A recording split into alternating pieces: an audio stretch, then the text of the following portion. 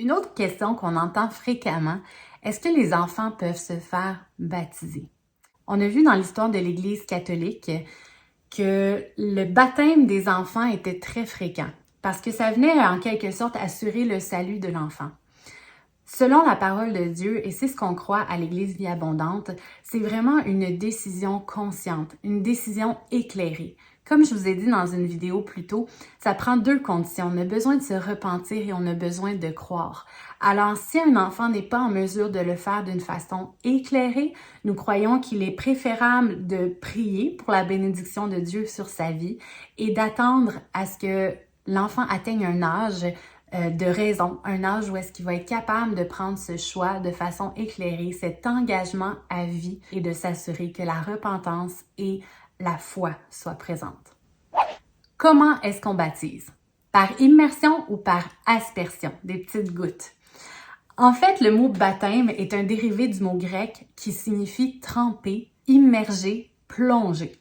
Alors, c'est pour ça qu'on plonge la personne, on immerse la personne complètement dans l'eau et c'est beaucoup plus cohérent aussi avec l'image de la mort. Alors, on ne meurt pas quelques gouttes à notre péché, mais on veut mourir complètement à notre péché pour vivre pleinement en Jésus-Christ.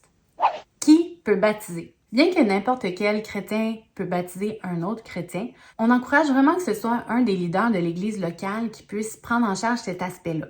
Parce que par définition, le baptême, c'est pas une déclaration privée, c'est une déclaration d'un engagement public.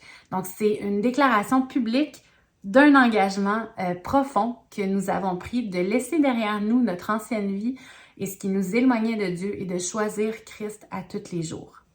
Au nom de qui devrais-je être baptisé? C'est une bonne question.